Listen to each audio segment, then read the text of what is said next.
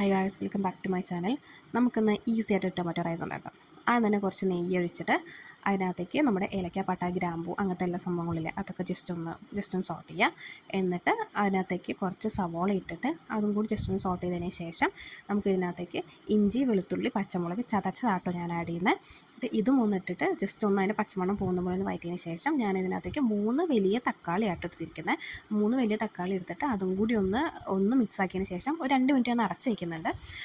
2 minute അടച്ച് വെച്ചതിന് ശേഷം നമുക്കിതിനകത്തേക്ക് പൊടികൾ ആഡ് ചെയ്യാം. പൊടികളായിട്ട് ഇപ്പോൾ ഞാൻ എടുത്തിരിക്കുന്നത് മുളക് പൊടി, മല്ലിപ്പൊടി, മഞ്ഞൾപ്പൊടി, ചിക്കൻ മസാല, ഗരം മസാല ഇതെല്ലാം ആവശ്യത്തിന് ആഡ് ചെയ്തിട്ട് അതും കൂടി ജസ്റ്റ് ഒന്ന് വഴറ്റിയെടുക്കാം. എന്നിട്ട് അതിൻ്റെ പച്ചമണം ആകുന്ന പോലെ ഒന്ന് വഴറ്റിയതിന് ശേഷം നമുക്ക് ഇതിനകത്തേക്ക് അരി ആഡ് ചെയ്യാം.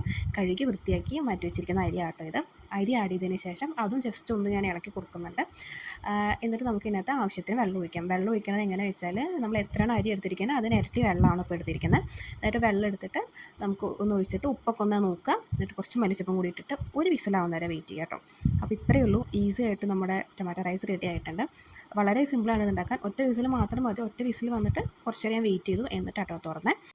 അപ്പോൾ ഇത്രയേ ഉള്ളൂ. വളരെ പെട്ടെന്ന് നമുക്ക് ഉണ്ടാക്കാൻ പറ്റും. അപ്പോൾ എല്ലാവരും ട്രൈ ചെയ്ത് നോക്കിയിട്ട് എങ്ങനെയുണ്ടെന്നൊന്ന് കമൻറ്റ് ചെയ്ത് പറയണേ. Thank you.